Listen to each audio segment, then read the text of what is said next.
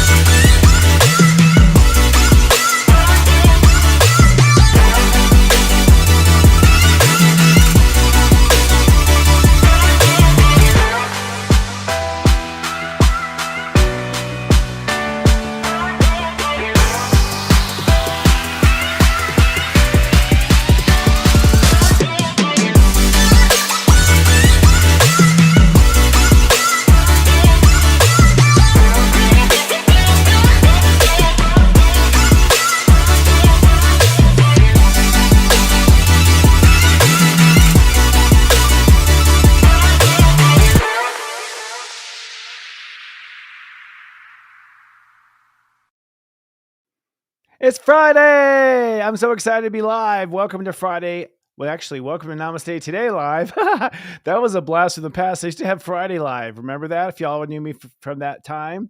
I'm your host, psychic astrologer, Sensei Christopher Techie here to help you find the yellow brick road, which is the road of your heart, my friend. We're here to guide you week after week. Well, not next week. We'll say that in just a moment here. And we are streaming live on all of our platforms right now. This is a super podcast on YouTube, Facebook, LinkedIn, X.com, formerly known as Twitter. And now we are live on our Instagram professional page as well. If you're in our super chat, say hi to our community. Tell us where you're coming from and say hello to us. And let me say hello to you. Mariza, hello. That took a moment. Hello, Erica. Nice, Iggy, to always see you. Thanks for the birthday wishes, brother. Cat Ryder, always a pleasure. One of our super chat superstars. Carol, so nice to have you. Priscilla Love. Evil D from Auburn, California. Mike from New Hampshire. Jamie, hello. Hello, Janet Smith. And one more, Jennifer in Destin, Florida. That sounds like destiny, Jennifer. You and I in Florida. Just kidding. Well, friends, we're in a very energetically positive light right now. I'm so excited. Can you tell it's my birthday year?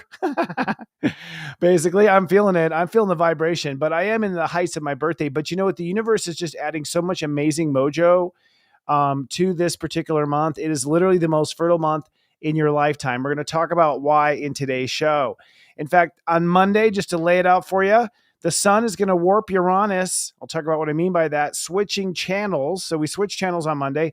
Wednesday, you face your fears as the sun trines Black Moon Lilith. And that fear is the fear of everything working out. And then next Saturday, the day of Unite the Light, a supernova creation moment. The sun and Jupiter and Venus and Uranus both conjoining on the same day in Taurus. It's a quantum manifestation. 4 planets in the quantum energy of Uranus. And later tonight on ASTRO MINGLE, one of my longest running lightworker relationships and friends, Metaphysical Minister, Reiki Master, Hypnotherapist, and Crystal Keeper, Pam Teague is here to talk about crystals and her online crystal shop, oursacredstone.com. I love Pam. We go way back. She and the crystals are one when it comes to language. I'm so excited to dive in this finally. But first, let's take a look at the week's moods and your zodiac weather. There's from Saturday, May 11th to Friday, May 17th, 2024. Looking ahead at your weekend forecast, over the weekend, we're really sort of wrapping up our vision for the future, then taking it higher. Let's drill down. On Saturday, it's sunny and cautious. Step 21 means that Jupiter rules this day. It's a day of expansion. You're going to be learning new ideas and theories about the future, particularly about what you can potentially manifest. You're opening up to new beliefs. And with the moon in Cancer, you're feeling whether or not it's true. On Sunday, it's sunny and passionate. Step 22 means Uranus rules the day. Expect the unexpected on this day. It's also Mother's Day. Happy Mother's Day to the mothers out there. There will be a quantum shift, however, where you realize you can take things even higher, or you'll see a higher, better perspective. Zipping ahead to the 5-day weekday moodcast. In the upcoming week, you're going to take that expanded vision you came up with over the weekend and then cast a net into the future to manifest it into reality. On Monday, it's sunny and glowing. Step 23 means that Mercury rules the day. This will be a day of high thought, communication, processing information. You're adopting a new vision for your future. And with the sun conjoining Uranus, your heart is taking it to higher expectations that you may have never ever expected before. And with Venus sextile Saturn, you're also tying your manifest potential with your spiritual karmic potential. And then the moon will move into Leo, so by the end of the day, you start to love it or not. On Tuesday, it's sunny and excited. Step 24 means that Venus rules the day. Your heart is opening up now to accept and admit this is what you probably really want. You're basically accepting a new claim for abundance. And with the moon in Leo, your heart is glowing. On Wednesday, it's sunny and caring. Step 25 means that Neptune rules this day. You are now manifesting grace as you bow your head and realize that what you are manifesting is probably tied to a higher spiritual order. You are intuiting manifestation guidance. And Mercury enters into Taurus, so your mind's ready to get to business. And with Moon in Virgo, you're also paying attention to the details. On Thursday, it's sunny and hyper-aware. Step 26 means that Saturn rules the day, so this is the day where you will manifest devotion from a commitment and a decision to move forward. Plus, the moon conjoins Black Moon Lilith. This will probably be a commitment that brings up some fears of the past. The moon in Virgo, though, means that you know you can become this, and you go forward with it. And then on Friday, it's sunny and strategic. Step 27 means that Mars rules the day. You're now ready to put that action plan and make it manifest. You are manifesting the crusade, kickstarting your dream. With Venus squaring Pluto, you have to reconcile your thoughts about what you're worth with your feelings regarding what you're worth. But with the moon in Virgo, you'll feel it all coming together. And tomorrow on Saturday, it will be the big payoff as the sun conjoins Jupiter and Venus conjoins Uranus for the grand I manifest. It's serious joy, joy, joy. If you're watching on our YouTube channel, please be kind and do subscribe. It's at Serious Joy TV. Hit the bell button so you're notified. And if you don't mind, please like this video right now so the YouTube algorithm will get lit up and know that this is the show to watch for astrological programming. Namaste Today Live is sponsored this week by Unite the Light, the Lightworker Summit. We are now doing a live webinar that will go along with the summit. So if you'd like to watch along from your comfort of your home, you can, my friend. You can buy a ticket, do a watch party. We have 2 long days of amazing light workers in the little, what's the word I'm looking for, interim between the 2 shows, this show and when we do Astro Mingle. We'll actually show you some of the speakers that are coming, but Chris Rex, Scott Cruz, Devin Dewar, Robbie Hunt, Kristen Ryder, Brittany Carmichael, so many of our light workers that you have come to know here at Astro Mingle. We're going to be talking about how this is a very important and powerful moment. I'll talk more about it here in just a moment because basically this is my last show before Unite the Light. I'll be traveling with my own equipment and all sorts of things to get to Texas. But I recommend you log in. On Saturday, we're doing a show and tell with lightworkers. On Sunday, we're doing panel discussions.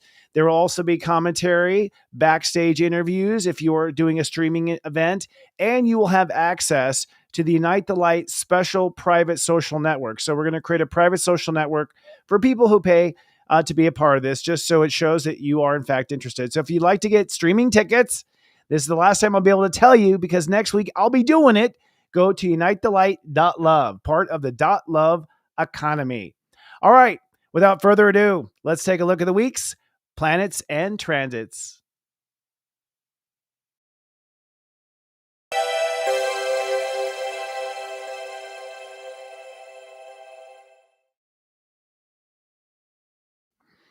First of all, I just want to say it is Mother's Day this weekend, and I want to say happy Mother's Day to my mom. Please send her some prayers, everyone. She took a pretty big fall down the stairs, and she is now in recovery. It was difficult, and the timing was intense. But it comes, along at Mother's Day, and I think we should all be grateful for our mothers. I've seen a woman go through pregnancy; it's not pretty. It's not easy. It's quite a sacrifice, actually, to be able to do that. So happy Mother's Day to our mothers. And I have to say, it's going to be quite a powerful Mother's Day, too. So if your mom gets a little cranky or she feels a little irritable, it's the energy. It's the astrology will tell you what that was, and what that's about. And we, my friends, are in a very powerful moment in human history. I think the most powerful, really, that I've experienced in my lifetime. I know I have a Leo rising, but I just can appreciate the gravity of certain moments, and we're in one of those gravitational pulls. This particular month is really the launch of something. And I guess the big picture I want to say is from, you want to first go into this week knowing that this month you are launching something that will absolutely be a cornerstone to the next 25 years, most likely. Some sort of a cornerstone. Now, it can come in a variety of ways. It could be that during this month you have an idea for a book. It may be that this month you launch your little tiny practice in Malibu. It might be that over the next month you decide you're going to go ahead and get into healthcare and try to revolutionize that. It could be a whole bunch of things. You can be at the start of it. You could be already doing it. You could been doing it for 18 years, which is my case. I've been doing it for 18 years. And so you're going to see me heave ho this whole mission to the next level. It's happening right now. Sort of like, I used to be a little Cessna. Now I'm a 747. So I feel a lot better. There's more leg room. We'll put it that way when it comes to light work. But whatever it is that you are creating with your time and energy, and that's it. Whatever you're creating with your time and energy this month, okay, it's going to grow. Now, that said, if you are creating drama with your, time and energy, if you are creating problems, if you are polluting your body with something, a substance or something that that is not good for you, it's going to grow. Everything's going to grow. It's like miracle grow or super grow for conscious human beings. It hasn't grown like this since World War II was the last time we had this transit. And it was sort of hidden there. No one was really paying attention to the enormous amount of ships, planes, tanks, foods, crops, soldiers, guns, ammunition, like the amount of growth. And we just, basically channeled it all into the darkness of war and that sort of thing.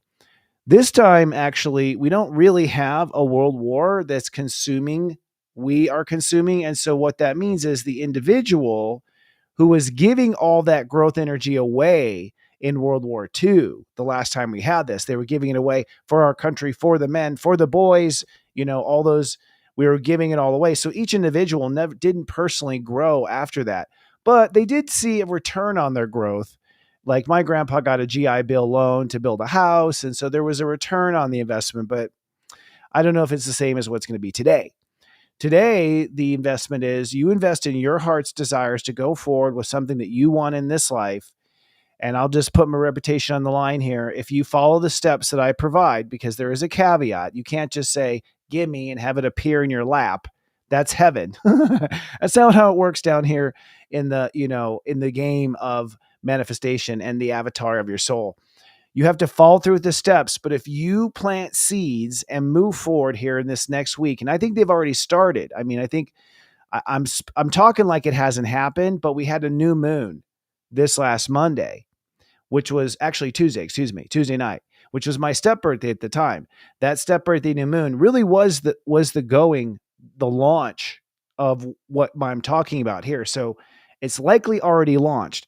If you haven't launched it, let this be your message. Launch it. It doesn't matter how sloppy it is. It doesn't matter how much you haven't planned it out. It doesn't matter. None of that matters because you can fix all that. You don't want to miss the grow rush. And that's what this is. This is a grow rush that you don't want to miss.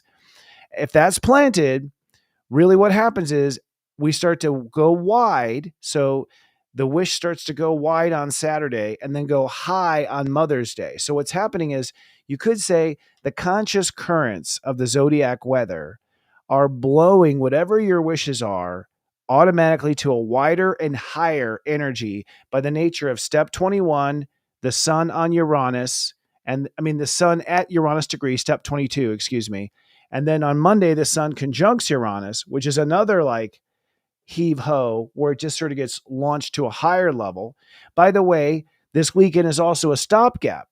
If something falls apart over the weekend, in the next coming weekend, and it could be an aspect of something, by the way. Sometimes I'm like, oh, I want to put this in Unite the Light. And then it's just like, it didn't work out, just didn't. So sometimes aspects don't work out. Sometimes it's not just the whole thing we're talking about. We're talking about this aspect or that aspect. But perhaps an aspect falls apart over the weekend, or the whole thing falls apart over the weekend. That's a lifesaver. That was the universe like doing a mercy killing there. It wasn't going to survive. It wasn't going to work, whatever it is that you were starting to resurrect. And if that's the case, you were probably resurrecting some old stuff, which is what it was, old energy, lower vibration stuff, bringing old stuff, the dead to life, things that had been dead in your life, bringing it back. And see, that's one of the dangers of this particular month is that you could resurrect, you could go back to the X and screw up and end up with 25 more years of the X. You can end up doing 25 more years time, because you resurrected something in this fertile energy. If you end up going out partying and discoing on a given night and you take them home, you could manifest something together that you had never intended on manifesting together prior to that moment. It's one of those times, my friend, a very fertile time. The good news is that if you have an intention, and this is what I'm coaching in SeriesJoy.com, I coach this all the time, every day. In my Diamond A Club, I coach this every day. If you, in fact, have something in motion right now, it is going to just take off with this particular month. And so this week that we're coming is the week where this weekend, it will either pass, it will either fail or go higher this weekend as far as what you're doing. All right. Then we start coasting at a very high altitude, which means we're starting to manifest. Step 24, step 25, step 26. At step 26, step 27, which is Thursday and Friday of next week, this is actually the 2 days before Unite the Light here for our staff. So our staff lands and, arrives in Texas around that time. At that time, you want to commit and you want to activate, go forward, launch in a bigger way what it is that you want to manifest. That's the coaching. Now, you can add financing, you can add more money, you can associate, you can add more people, you can join hands. You can do, anything to make it, to just put more love and attention and to launch it further. Buy the domain, register for the, corporation, put out an ad on YouTube. I mean, I can think of a million things. It's sort of like we're talking about being in concert with the matrix. And this is, I don't want to go down this rabbit hole completely right now, but I will just for a tiny second. But with Pluto and Aquarius going retrograde now, I am starting to feel like Neo in the Matrix. When I say that, I'm starting to realize that we have a conscious relationship to what we call reality. And I hadn't really seen that before, but it's sort of waking up right now. When I say a conscious relationship, I mean in a weird way, and I know what the girl meant in that damn scene with You Are the Spoon, that everything outside of us is actually us. It's the projection. It is our self projecting all this. Therefore, we have a relationship, a conscious relationship with everything that's happening in our life and in the realities that we create. And so, in essence, as long as you identify that you have this potential yourself to bring upon in your life what it is your heart desires, if you have that intention alone, you'll begin to start to, I think, feel this connection to reality. Because what I've been having in this Taurus season is I will think it and the next day I will see it on a billboard. I will see it almost instantly. So the passage of intent and reality is getting much shorter. I'm noticing in this sort of, I don't even know what to call this, like a supernova creation vortex. That's what I was saying before I came on the air. So we cruise up to this higher altitude of what we're doing is we're basically becoming more and more entangled emotionally, basically, in what it is that we are creating. We're becoming more emotionally connected to what it is we are creating. whatever we are creating is our baby, is our child, is alive, and we energetically start to feed it. Come Wednesday, the sun trines Lilith. And so this is where we face our karmic fears. And so you could say there is a rite of passage here where you have to get past the dragon to manifest what you want to do. The dragon in this case is Black Moon Lilith, trining the sun. I'll show you the chart of this on Wednesday, the 15th. This will be where it may suddenly appear. It's interesting. I now get what cinema and TV means when they have like a person turn into a demon or whatever. And it's always like, what? There's a demon in them? They're really a demon? Is that what this is? And now I've realized, I think what they're trying to illustrate, at least how I see it now, is that our own demons will come up in things with others. We'll see our demons. Like, did I just see my demon in that person? Did I just see my fear in that scene? Did I just see what happened to me at childhood right in front of me? And the answer is probably not. Probably not. But it's coming up like a Rorschach painting, like it's coming up out of your subconscious. You're seeing this, and you're seeing this in order to realize, hey, this is what's been holding you back the whole time. This is actually why you never get this far. You never get this far because you're afraid of meeting this demon at this point, this shadow of you at this point. So you've been subconsciously just like not allowing yourself to even go there, all right, because of, feeling this. So energetically on Wednesday, whatever demon you have about being a success, whatever that happens to be, I believe you're going to walk by at least. You're at least going to walk by this particular demon or shadow. And I think it's a rite of passage, frankly. I think it's a final, I don't know. I'm so brainwashed with Hollywood and movies, but it's so like the hero's journey. Maybe that's what I'm projecting onto the planets as Joseph Campbell, but it's like here, right before the hero's about to win, the hero faces the dragon. You can't make this shift up.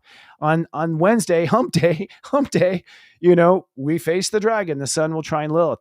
What's interesting is on that day, Mercury then moves into Taurus. And so as soon as we pass the dragon, we're like, okay, let's get our shift together. So our mind starts to get really dug in. And that's also interesting because Mercury's at 29 Aries right before the sun trines Lilith. So what that means is literally your mind is like, okay, for that moment, that's what 29 Aries is. All right. So that's the moment, whatever that is to you is what the moment's going to be. So we get past the shadow, and incidentally, I think all the shadow work has been worked out. I think this is a final. And I want to say that because of Neptune at 29 Pisces. I have seen a lot of stuff, including my mom's accident. People are being rattled by sudden infections, sudden accidents, sudden loss of things, something that was going to, be for sale. The sale falls apart. The deal falls apart. A person acts out suddenly who is always being cool. And then suddenly they act out and they just reveal this side of themselves. These sort of like erratic, shocking little moments, I think, is Neptune at 29 Pisces. And Neptune 29 Pisces means that we are now reaching the membrane, I think, between 4D and 5D. I believe the membrane is now being sort of energetically messed with, right? And of course, Neptune will go into Aries next, but that membrane between reality and the dimensions is also being sort of drilled at by Pluto in Aquarius, also sort of carving out that membrane. The point is we're sort of breaking through now. We're breaking through the 3D to the 5D consciously. And in that last moment, anything that is holding you back, any shadow you still have, if you haven't worked out your shadow is going to present itself without a doubt. And that's Neptune at 29 Pisces, which I am seeing over and over and again. People seeing the things they were trying to ignore. A lot of times shadow is what you're sweeping under the bed, what you're trying to ignore, what you're just like, oh, no. Yeah, I'll get to it. That's where all my shadow is. I'm always like, I'll get to it. I'm going to get to that. When were you? It's like the people in my life. I was going to, it was the plan is sort of how it ends up working out. So come Wednesday, again, we're going back to Wednesday. you have to pass this, troll under the bridge. Some people are like, I like dragons. Fine. It's a troll under the bridge. You've got to cross a bridge with a troll under it. Okay. And at that point, Mercury goes into Taurus. And with Neptune at 29 Pisces, anything you haven't worked out with your shadow, okay, may come up to haunt you or at least spook you around Wednesday. Then come Thursday, you have to make a commitment. And this is the other part of the coaching I want to give to you is that you're probably going to have to commit without any obvious evidence that you're on the right path. The only evidence you're going to have is your heart's telling you this is the right path. This is sort of a rite of passage thing. God universe does have hierarchies. It does. If you're not tall enough to ride the ride, you don't get into that ride. The angels aren't even like, oh, everyone should have a chance. The angels are like, you got eternity to figure this out. When you're ready, you can go there. There are certain lines that there are with spirituality. And we're at that point now where we are having to sort of release our old stuff to prove ourselves that we belong on the other side of whatever this consciousness is. And so part of this week is sort of like a little final test with the universe. Like, are you ready? Is your shadow work faced? Is your heart in the right place? Do you believe and value that you are worthy of this? And I'll talk about this in other planets. So there's sort of a like check, check, check, check. There's sort of like a flight check that happens spiritually this weekend as we lead up to this big, what's the word I'm looking for now? Ultimately, it's a supernova. That was the term I was looking for. The supernova creation weekend that we have at Unite the Light. So come Thursday, Friday, we commit, and you probably don't know for sure if it's going to work out. So you have to prove that you have faith, and that's part of the rite of passage. I have faith. I'm going to commit and put my money on where my faith is. And again, I don't feel like any soul gets to get to the other side unless you have that little test of faith, which is what Neptune at 29 is, a test of faith. And then come Friday, we launch.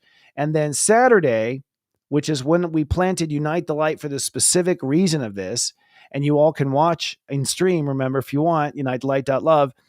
Mars will conjoin the North Node, the Sun will conjoin Jupiter, and Venus will conjoin Uranus on Saturday at May 18th, when the Sun is at 28 degrees Taurus. That is a supernova of creation, basically. So you have this commitment. It goes higher. It goes even higher. You have a rite of passage to fly past the dragon. And if you make that and you do one final, I swear I'll do it, then the energetically just sort of supernovas. Now, what does that mean in reality? When my triple Scorpio brother would ask, what does that mean in reality? That's what he says to me. It means everyone's going to make a huge big deal out of nothing on Saturday at Unite the Light. Everything's going to be a big deal. It's just, if you're at home and it's like, I cut my finger, it's like everything will be a big deal. That's what the energy feels like when God is pumping up stuff.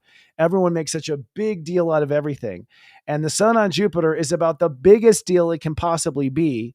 At 28 degrees is the most fertile degree of the entire zodiac. The most abundant, wealthiest degree in the entire zodiac is 28 degrees Taurus. That is it. That is when you have learned the Midas touch, right? Energetically. 28 is the Midas touch. 28 in Taurus is like Midas and his cousin. Okay, like it's like extra magic. And so we're going to have the Sun conjunct Jupiter at 28 degrees on Saturday. That is basically God saying to the entire Milky Way, and so it is. Basically, a huge and so it is, basically, is what happens there. So following that, by the way, and we're going to get into the monthly planets, but I'm not going to be on the air next Friday, as I mentioned. So unfortunately, I can't do both, but it's also symbolic too, where I'm telling the universe where my heart is investing its energy first and foremost is this next level, because I feel like I have manifested this level now. So I'm just sharing sort of how I do things.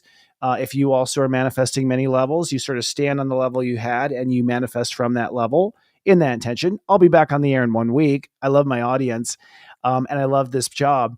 But moving forward, because I won't be here, let me lay out some extras from Sensei to get you through the first part of next week until I come back on the air May 24th, is the next big thing that happens as we move past this is that we're going to have a full moon in Sagittarius. So what happens is that once you have this grand I manifest and you launch this new thing, the very first thing that's going to happen, and I won't be there to remind you. That's why I'm telling you. I won't be there to remind you. The very next thing that's going to happen is you're going to say to yourself, I don't recognize myself in my own life. This doesn't make sense to me. I don't feel like I'm in my body anymore. I don't feel like I'm in the matrix. Everything's changed, but nothing's changed.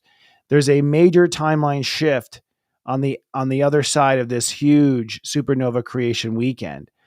On Sunday of the weekend, the sun sextiles Neptune at 29. So when the sun in Taurus hits 29 Taurus, it then sextiles Neptune at Taurus and just makes the supernova go like violet and go multidimensional. And I don't know, maybe break the matrix. I don't know. It's very powerful. It is as spell making as powerful as I've ever seen in astrology in my life this weekend.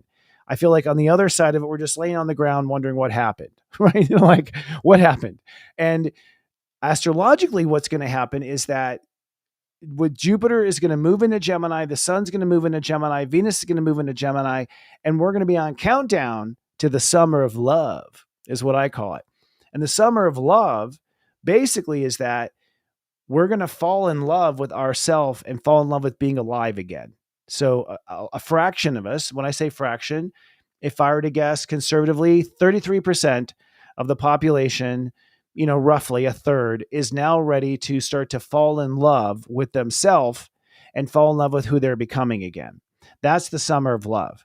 And what happens is when you fall in love with yourself, the first thing you look for is your equal, which will now kindle, I believe, a summer of love, particularly with the light workers and love walkers on the planet, because I believe they were waiting for this moment and they were going to meet their honey on the other side of this massive Stargate, really.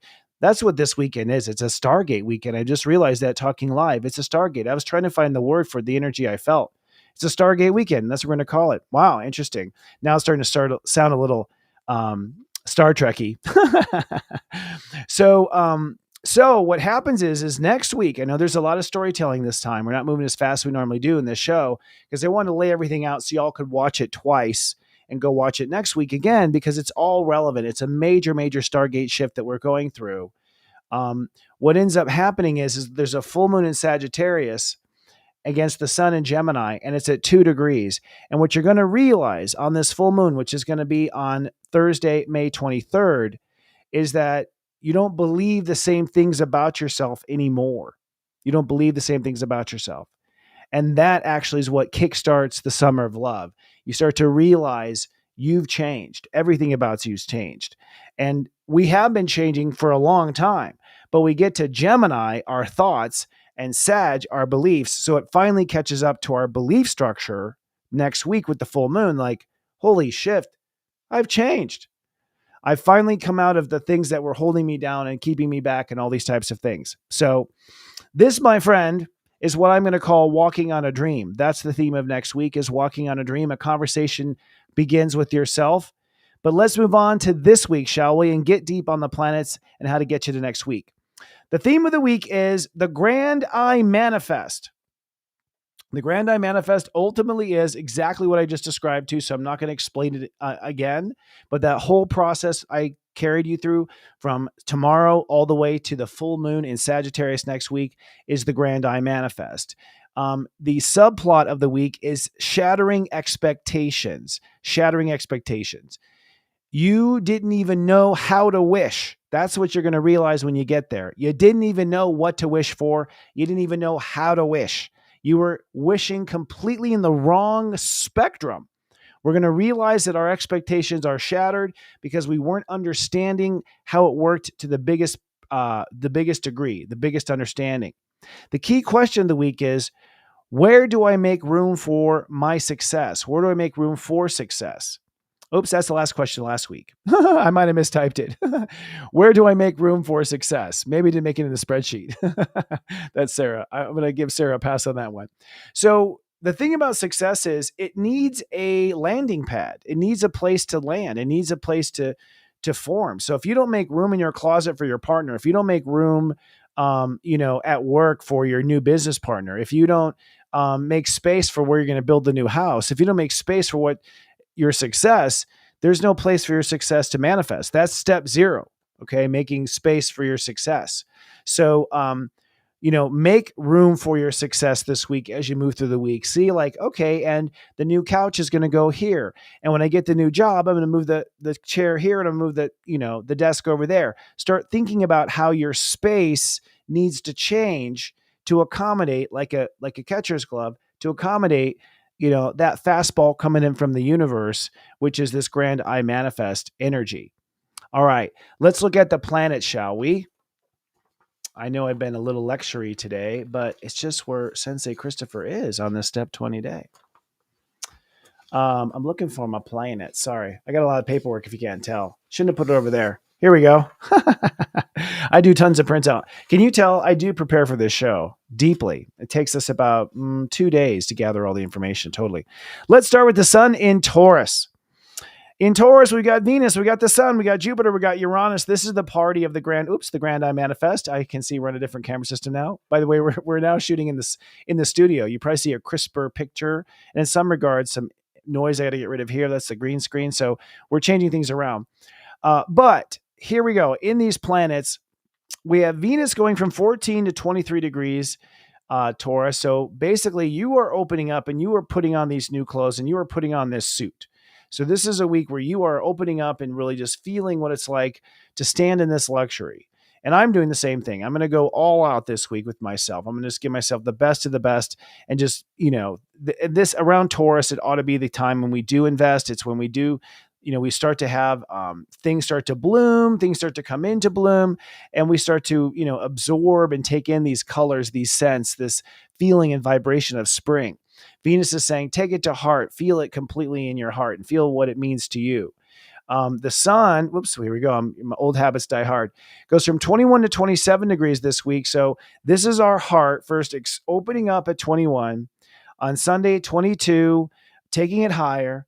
On Monday at 23, taking it even higher. So the heart is just launching this new intention to manifest all the way to step 27 on Friday, where we then basically do the full on pull the lever. Let's launch this thing. And for Unite the Light, it's the day before Unite the Light. So that's super exciting for us and completely timed this way. This is the first time I have synchronized an event to Astrological. This is the first time. So we'll see. We're going to document the whole thing and see how it goes. Jupiter this week goes from 26 to 27 Taurus. Oops, I got to get over that. Which is huge because 26 is on your mark, get set. 27 is go. So basically you can like the fuse, I'm seeing a Mission Impossible and it's like the fuse is lighting and they're like, dun, dun, dun, dun. That's kind of what happens. The fuse is lit with Jupiter at 27 degrees. Okay. There's a bomb ready to go off. And I don't want to create that in reality, but it's possible it might happen because remember, this can be used for good or bad, this energy, and negative forces do use it. That's why astrology got banned because it was being used by negative forces. But the good also need to use it for the good, as far as I'm concerned, because God is neutral. So the fuse lights. In other words, there's going to be a huge growth mark explosion. That growth mark explosion is step 28. The Stargate that's going to happen on Saturday, I believe, is what's going to be the case there. That's when it all comes to a full manifestation. And of course, Uranus goes from 22 to 23 this week. The magic of that is Uranus has been nuclear at 22, so it's been sort of like anything goes. And I got to say, man, I've been feeling in and out. I've just been between dimensions this whole time. I'm just sort of floating. I'm just counting on my higher self filling in the details because I myself, I'm just sort of like watching the train go by, right? Watching the scenery go by. Once Uranus clicks into 23, we lock into a target and now we start to warp towards a specific target. And that's why I'm saying the sun warps Uranus. And I'm saying that Venus warps Uranus this week. I believe they warp Uranus because I believe Uranus is at warp energetically. It means that it has locked target and is now moving towards a destination. Whereas usually Uranus energy is like, let's go up or let's knock ourselves off that high horse. Now it's like by 23, it's time to go there. Now, moving on to the Aries energy, there's still a lot of Martian energy on the planet. Mars himself is between 8 and 12 degrees. And so, in essence, that means that's the let's do this inside of ourselves. So, we're feeling this strong feeling to let's do this, let's get this going. I got this. So, there's a big pep in the step. I found that it was really easy to alter my sleep schedule and my diet this week to prepare for Unite the Light. And, normally I whine, but I had the discipline inside of me like a soldier just to quit whining and do it. So, you'll find that you have the same energy as well. Mercury goes from 24 Aries to 2 Taurus. We talked about Mercury moving into Taurus on Wednesday. This means that your mind is really in this week. Your mind is going, wow, I'm really this. Like the mind is beginning to really recognize the grand I am. I am finally here. I am divorced. I am free. There's this grand realization of the grand I am. And that grand I am statement, by the way, is sort of like Gandalf's sword on the ground. Like the Matrix responds to that. When you say, I'm a grand I am, it is a commandment basically saying that you are an expression of God in this new form. So I am this new expression of God, this new form. And God's like, cool. From what I understand, the North Node is at 15 degrees all week. So God is saying, take the path of least resistance. Be mindful of your heart. If your heart agrees, it's the right path. If your heart does not agree, you have not found the right path yet. It's not that you're on the wrong path. It's that you're not on the right path. There's no such thing as wrong, but there's only one right. I know it's paradoxical, but it's true.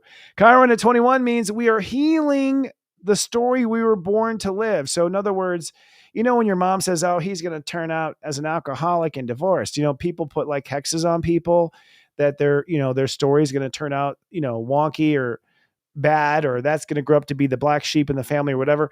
We're sort of healing that. So if you were sort of destined to be the black sheep of the family, or you're destined, you were always in your mindset, you're like, no, I'm not going to be that, trying to fight against what you had been told you were going to be.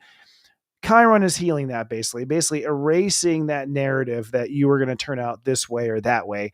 And erasing that narrative or healing that narrative allows you to completely focus on the one you belong on, because the truth is it was never going to happen, but because you keep thinking about it, it might've. Okay. So that's how it goes. Now, looking at the moon this week is in Cancer, Leo, and Virgo. And as far as the energy is concerned, Saturday, Sunday, and Monday, we're going to learn this. I pledge allegiance. Saturday, Sunday, and Monday is really emotional. Okay, so starting tomorrow, it's super emotional, lots of processing. Sunday is super emotional. Something's going to pop. So if you have been holding back, be careful of accidents, be careful of injuries. By the way, on Mother's Day, that's what I'm talking about, 22 Quantum. I will be at the Human Garage event in Austin, Texas, by the way, humangarage.net. If you'd like to see me there, it's a great way to pull me aside and be like, what's up? So I'll be there with Gary and my friends. I'm master of ceremonies at that, actually. So I'll be hosting that on stage. That's going to be fun. But it's a very emotional time, Saturday, Sunday, and part of Monday, because what you're doing is you're squeezing out the I'm worthless emotions, okay? You're squeezing all that out now. It's like, okay, get rid of that. Stop feeling that way. But I feel that way because you're used to feeling that way. Sometimes we feel that way because we're used to it, not because it's anything new or something we need to know. It's that we haven't cleared it out. So we're just sort of used to it. Just like I'm sort of used to having that damn dirty socks in the corner for 2 weeks. I got used to it, right? We get used to feelings. You can get rid of the dirty socks. They don't have to be in the corner just because you're used to it, right? So it's like, oh, the socks, the dirty socks, go pick them up. So I think we're going to be picking up a lot of emotional, stuff out of our aura over Saturday, Sunday, Monday. Then come Monday, the moon's in Leo. So this Leo's going to be feeling good. This is my birthday moon, actually. My birthday was last week. This is the moon that came up on my birthday. So I kind of had a split divorce birthday. My heart was there, but my emotions weren't. Now my emotions will be there and my heart won't be there. But I'm going to be excited. Monday, Tuesday, Wednesday, I will be in the Human Garage camp. But your heart's going to feel with love. And this is where you're like, okay, I got this. I'm worthy of this. And when the moon is in Leo, that's when you actually have your rite of passage with Black Moon Lilith, when the sun trines Black Moon Lilith in Virgo. So that happens when you are in your proud, helping, loving, self-loving heart. And then come Wednesday, things get sort of hyper real. Come Thursday, we're sort of nitpicky in the details. So basically, Wednesday, Thursday, and Friday, when you launch, the moon's in Virgo, which is good because Virgo is like rocket ship, check, safety boosters, check, emergency system, check. That's Virgo. So the universe is basically, God has given us Virgo right before the launch. Thank you. So don't argue with the Virgos or the Virgo risings because they know what they're doing. They're probably going to save your astro, basically. So we want to be nice to them in that sense. I'm learning to be nice to my local Virgos. They always tell me things I don't want to hear. That's the reason. All right, let's talk about Virgo. Black Moon Lilith is in Virgo, so it's funny that I'm making a little fun of them because I'm literally helping you to face the demons around Virgo. Black Moon Lilith goes from 24 to 25 on Wednesday, and that's where it actually will trine the sun, is at 25 on Wednesday. That is when we see our shadow in the mirror or some echo of our shadow. I do believe we are seeing our shadow, and what Spirit's telling me is you're saying goodbye. This is for many of us saying goodbye. Saying goodbye to an old shadow. In a way, like Peter Pan, it is a friend of ours, that shadow. It's always with us. But we will get new shadows, or maybe not. I'm not sure. If the light goes up, there's less shadow, right? Interesting. So moving on to Pisces. Saturn this week at 17 degrees Pisces. That's Grand Master Saturn. That is taking responsibility. That means we are making critical decisions. Unfortunately, if a person decides to run away to another state or another land or somewhere else and not live true to what they decided, they're gone. This is a turn in the universe. It's like the decision my grandpa made to join the war versus not join the war. That decision decided his fate. We're at one of those moments right now. The decisions you are making right now are going to choose your fate. There will be no turning back. Sometimes God has a valve where you can't go back. And this is one of them. So we have a karma valve basically this week. The decisions you are making, and I said this to people I've been counseling, like, be very careful what you say because you're not going to get to go back on this. All right. From what I can tell, not in this life. You can come back in another life and play the same role again. It's infinite. But in this life, yeah. Now, Neptune at 29 is where I'm seeing people get knocked down. I'm seeing people having to face emergencies. There's a lot of spiritual emergencies going on right now with Neptune at 29. I love how my hand is all blue there. That's so cool. It's interesting. But basically, that's how my mind thinks, by the way. Like, I'm talking about Neptune and I just get caught in Neptune's waves like, oh, it's so blue. But 29 does mean fractal realities. It means that we're in multi-dimensions. It means that for the whole summer till September, we are crafting a new spiritual timeline. They're showing me threading our timelines. So it's sort of like weaving. And I didn't know it was that way until I just saw this just now. It's that we have timelines that weave in and out of other timelines. So this literally is the dream weaver. Holy shit. This is literally the dream weaver degree.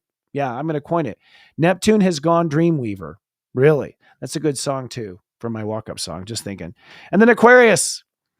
Pluto is at 2 degrees, but retrograde in Aquarius. And that means that it is no holes barred. We have an open door between realities. The veil is not thin. There's no veil. So energetically, things can go back and forth at will. It does mean that you have quite a stronger presence in your commandments. It does mean that other people's mismagic can get to you. So someone could accidentally turn you into a frog. Be careful of laser beams, kind of sort of coming at you in your reality, because people right now are messy. God's taken off some of the the safeties basically with Pluto retrograding. And so now people are a bit more electric and a little bit more interesting. Yeah. Sharks with freaking laser beams on their heads. So, all right, let's take a look. I'm going to screen share in the new system now for the first time. So bear with us. We have a new system and I like it so far. Okay. So I think you have to bring it up on screen, Sarah. I'll wait for her to do that because I don't see it on the screen. Yeah, it's up there. It's coming up on the left for me. It should be a source coming up because I can see it in my thing. Not figuring it out.